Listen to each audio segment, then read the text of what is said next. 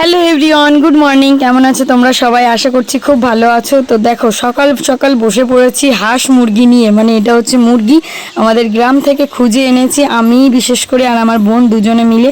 তো এখানে 6টা মুরগি আছে। এই মুরগিগুলোকে আজকে রান্না করা হবে, যেহেতু আজকে জামাই ষষ্ঠী। তো সকালবেলা থেকেই কাজবাজ করছি। মার তো শরীর অসুস্থ, তোমরা সবাই জানো, বারবারই বলছিলাম। তো মাকে দিয়ে অতটা কাজ করাবো না, যেহেতু মার হাঁটুতে ব্যথা, তাই জন্য কিন্তু আমরাই কাজগুলো করছি। আর বর্ণালীর কিন্তু পা কেটে গেছে ভীষণ পরিমাণে, মানে পায়ের উপর বড় একটা কাজ পড়েছে, তাই জন্য কিন্তু ও কাজগুলো তেমন করতে পারছিল না। তাই আমি আর শিল্পী করব। তবুও বর্ণালী আমাদের সঙ্গে অনেক সহযোগিতা করেছে। সত্যি কথা বলতে কি, বাবার বাড়ি গেছিলাম, গিয়ে এই যে ভিডিওটা একটু লেট হয়ে গেল দিতে, কারণ কি শরীরটা ভালো ছিল না, এসির ঘরে ঘুমানো অভ্যেস ছিল না, তাই জন্য ভয়েসটা খারাপ হয়ে গেছিলো। এমনিই যে ভয়েস, তাতে আবার ভিডিও মানে কি আর বলবো, তারপরে আবার যদি আরও খারাপ হয়, তার জন্য ভাবলাম থাক, পরে দেবো। তো এই যে দেখো, হাঁস মুরগি মানে মুরগিটা কাটছি। আগের দিন তো মাসি বাড়িতে গেছিলাম, সেখান থেকে হাঁস খেয়েছি। আজকে আমাদের বাড়ি সবাইকে বলা হয়েছে, কে কে আসবে সেটা তোমাদের রাত্রেবেলা দেখাবো। আর এই দেখো, 6টা মুরগি কাটতে কিন্তু আমাদের হালুয়া টাইট হয়ে যাচ্ছিল, তারপরেও করতে তো হবেই, তাই না? তো এই যে বান্টি পরে লাস্টে বসেছে, আমার ছোট বোনটা ভাবছে দিদি একা একা প্রথম থেকে শেষ পর্যন্ত কাজটা করছে, তাহলে আমি একটু বসি। তো ছোটোবেলা থেকে মানে এইসব জিনিস করতে পারি, খুব একটা সমস্যা হয় না। তাই জন্য কিন্তু শ্বশুরবাড়ির সবাই জানে যে বৌমা তো সব পারে, তাই জন্য বৌমাকে দিলে কোনো সমস্যা হবে না, তাই বৌমাকে দিয়ে করিয়ে নেয়। আর আমিও তেমন করেও নিই, আমার মনে আবার দুই রকম থাকে না। তো যাই হোক, দেখো, তো এই যে তো বসলাম।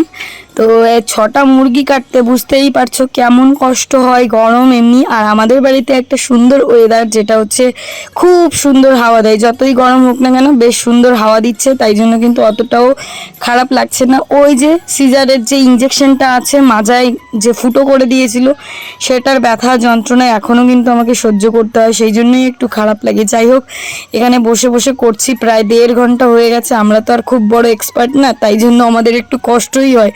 যারা মুরগির দোকানে আর কি মুরগি ছোলে, তাদের তো কোনো ব্যাপারই না, তাই না বলো? তো যাই হোক, করে দিলাম। মাকে এইগুলো করে দিচ্ছি।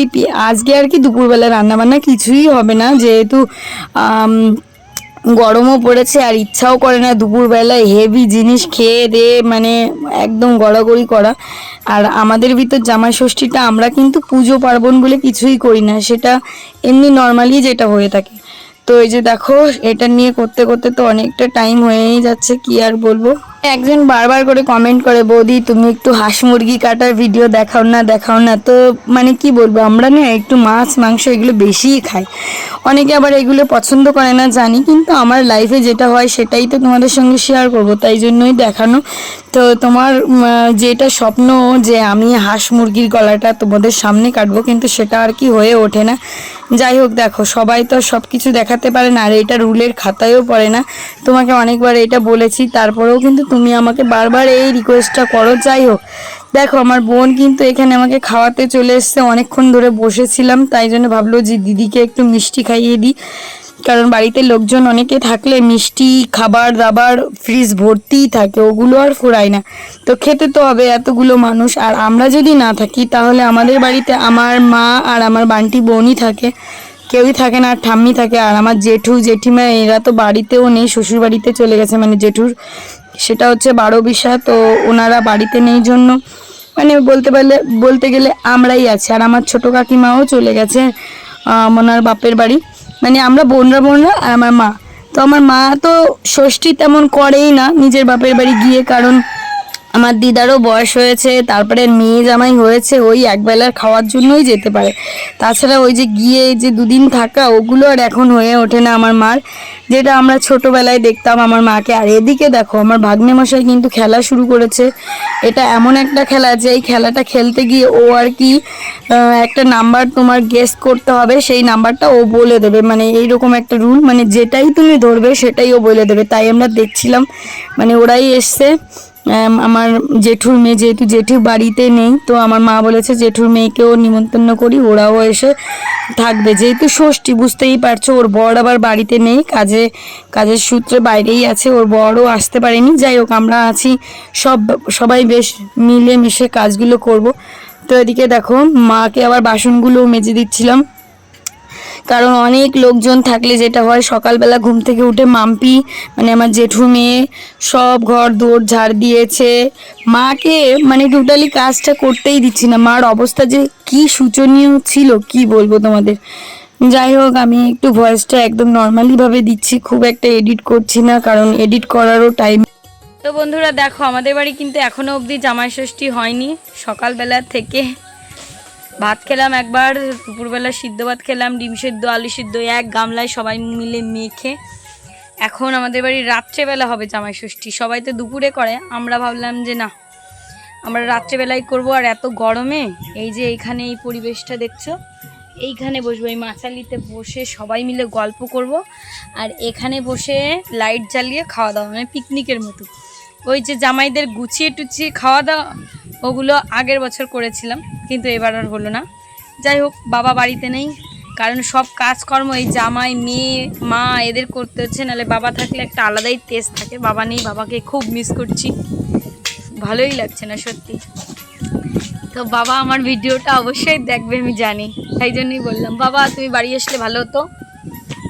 ওই যে আমার ঠাকুমা, তারপরে আমার বর, আমার বোন মাম্পি, ওরা সবাই মিলে দেখো পেঁয়াজ আলু লঙ্কা এগুলো কেটে দিচ্ছে, কারণ রাত্রেবেলা রান্নাবান্না হবে, সবাই মিলে গুছিয়ে করবো। বিশেষ করে আমার মাকে আমরা এইবার এসে এতটা হেল্প করছি, কারণ আমার মা যে হেঁটে চলে বেড়াতে পারছে এটা দেখেই আমরা বিশাল শান্তি পাচ্ছি। কারণ আমার মার এত পরিস্থিতি খারাপ ছিল, ভাবতেও পারিনি যে আমার মা এবার আর কি হেঁটে চলে বেড়াতে পারবে।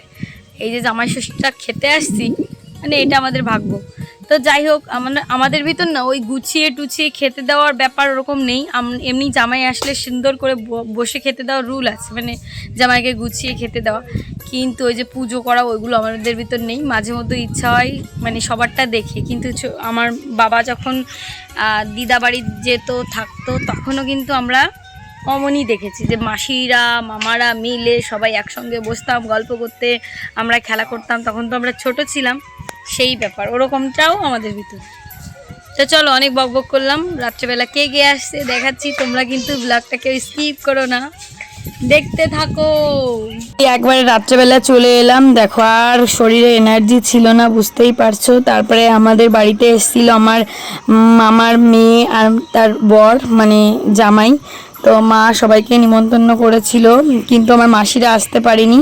যাই হোক, ওরা পরের দিন আসলে আসবে, সেদিন তো জামাইদের বাজার করা হবে। সেই ব্লগটা কিন্তু এখনও আছে, তোমরা কিন্তু দেখবে, আমি এডিট করে উঠতে পারিনি। তো চলো বন্ধুরা, আজকের ব্লগটা কেমন লাগলো অবশ্যই কমেন্ট করে জানিও। খুব ছোট একটা ব্লগ দিলাম।